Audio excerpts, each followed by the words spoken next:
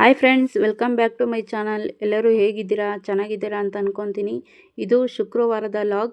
ಬೆಳಗ್ಗೆ 6 ಗಂಟೆಯಿಂದ log start ಮಾಡ್ತಾ ಇದ್ದೀನಿ. ಬೆಳಗ್ಗೆ 6 ಗಂಟೆಯಿಂದ ಸಂಜೆವರೆಗೂ ಏನೇನು ಕೆಲಸ ಮಾಡ್ತೀನಿ ಅಂದ್ಬಿಟ್ಟು ನೋಡೋಣ ಬನ್ನಿ. ಯಾರೆಲ್ಲ ನನ್ನ ಚಾನಲ್ನ ಫಸ್ಟ್ ಟೈಮ್ ನೋಡ್ತಿದ್ದೀರಾ ಸಬ್ಸ್ಕ್ರೈಬ್ ಮಾಡ್ಕೊಳ್ರಿ ಅಂತ ಹೇಳ್ತಾ ಇವತ್ತಿನ ಲಾಗ್ ಸ್ಟಾರ್ಟ್ ಮಾಡ್ತಾ ಇದ್ದೀನಿ.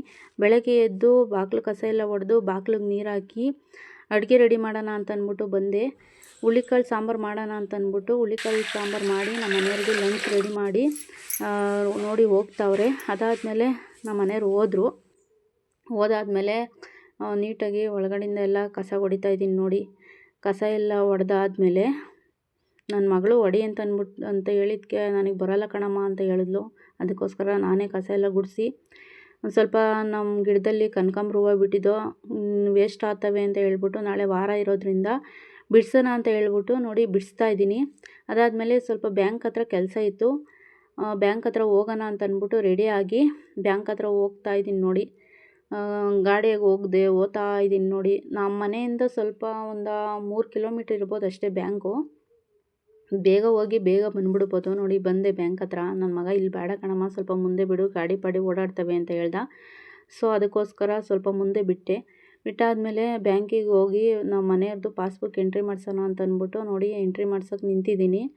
ಅವರು ಬೇಗ ಎಂಟ್ರಿ ಮಾಡಿಕೊಡ್ಲಿಲ್ಲ. ಸ್ವಲ್ಪ ಲೇಟೇ ಮಾಡಿದ್ರು ಎಂಟ್ರಿ ಮಾಡೋಕ್ಕೆ.